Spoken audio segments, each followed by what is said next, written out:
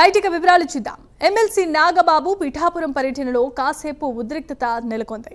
నాగబాబు ముందే జై వర్మ అంటూ టీడీపీ కార్యకర్తలు నినాదాలు చేశారు. ఆ వెంటనే జై జనసేన అంటూ జన సైనికులు కూడా నినాదాలు చేశారు. ఈ ఘటనతో నాగబాబు పర్యటనలో చిన్నపాటి గందరగోళం నెలకొంది. పిఠాపురంలో పలు అభివృద్ధి కార్యక్రమాలు ఎమ్మెల్సీ నాగబాబు ప్రారంభించారు.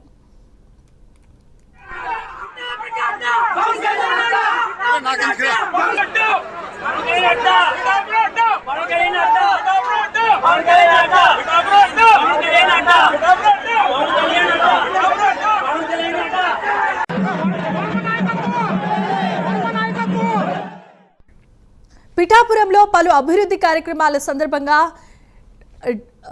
నాగబాబు ఎమ్మెల్సీ నాగబాబు కార్యక్రమాలు ప్రారంభించారు. ఈ సందర్భంగా అక్కడ గందరగోళ వాతావరణం నెలకొంది. టీడీపీ కార్యకర్తలంతా ఎమ్మెల్సీ నాగబాబును చూసి జై వర్మ అంటూ నినాదాలు చేయగా జన సైనికులు కూడా జై పవన్ కళ్యాణ్ అంటూ నినాదాలు చేశారు. ఈ కాసేపట్లో ఉద్రిక్త పరిస్థితి నెలకొంది. ఇదే అంశానికి సంబంధించిన మరిన్ని అప్డేట్స్ అందించడానికి మా కరెస్పాండెంట్ కామేశ్వరరావు లైవ్ ద్వారా సిద్ధంగా ఉన్నారు. కామేశ్వరరావు, చెప్పండి.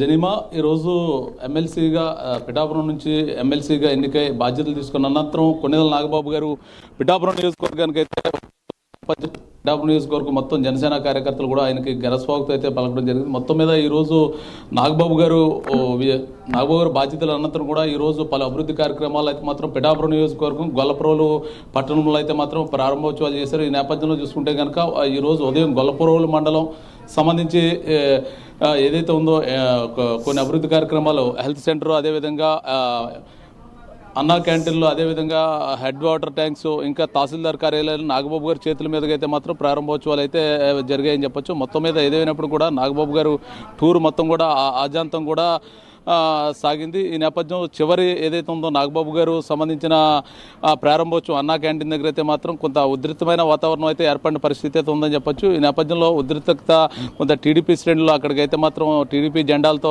తరలి వచ్చారు.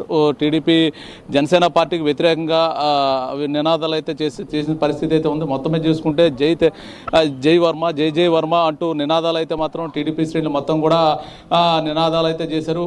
ఏదైతే ఉందో కూటమి ధర్మాన్ని మర్చిన జనసేన నాయకులు అని చెప్పేసి ఘాటైన వ్యాఖ్యలు అయితే మాత్రం టీడీపీ శ్రేణులు అయితే మాత్రం చేసిన పరిస్థితి ఉంది. ఒక పక్క జనసేన నాయకులంతా ఒప్పుకుంటే మరో పక్క టీడీపీ శ్రేణులు మొత్తం కూడా మోహరించి మొత్తం టీడీపీ జెండాలతో జై వర్మ, జై జై వర్మ అని చెప్పి భారీ ఎత్తున అయితే మాత్రం నినాదాలు అయితే మాత్రం జనసేన మీద అయితే మాత్రం భారీ ఎత్తున విమర్శలు చేసిన పరిస్థితి ఉంది. మొత్తం మీద మరోపక్క జనసేన కేడర్ కూడా జై జనసేన, జై జై జనసేన అంటూ మరోపక్క వారు కూడా నినాదాలు అయితే చేసిన పరిస్థితి. ఇరు వర్గాల మధ్య ఘర్షణ వాతావరణం నెలకొంటుందని చెప్పేసి ఇప్పటికే పోలీసులు భారీ ఎత్తున అయితే మోహరించిన పరిస్థితి అయితే ఉంది. అక్కడ మొత్తం ముందస్తుగా ఇటువంటి సిచ్యువేషన్ జరిగే అవకాశం ఉన్నట్టుగా పోలీసులు ముందస్తు ప్లాన్తో అక్కడ మొత్తం కూడా భారీ బలగాలతో పోలీసులు అయితే మోహరించారు. ఈ నేపథ్యంలో ఇరువురు వర్గాల మధ్య కూడా ఎటువంటి ఘర్షణ వాతావరణం చోటు చేసుకోకుండా ఇరువురిని వారించిన పరిస్థితి అయితే నెలకొందని చెప్పొచ్చు. ఒక పక్క టీడీపీ శ్రేణులు మొత్తం కూడా జై జనసేన, టీడీపీ శ్రేణులు మొత్తం కూడా జై వర్మ, జై జై వర్మ అంటూ నినాదాలు చేయడంతో మరోపక్క జనసేన కూడా జై జనసేన అంటూ మరోపక్క నినాదాలు అయితే వినిపించాయి. ఈ రెండు నినాదాల మధ్యన మరోపక్క టీడీపీ శ్రేణులు మొత్తం కూడా కూటమి ధర్మం ఏదైతే ఉందో కూటమి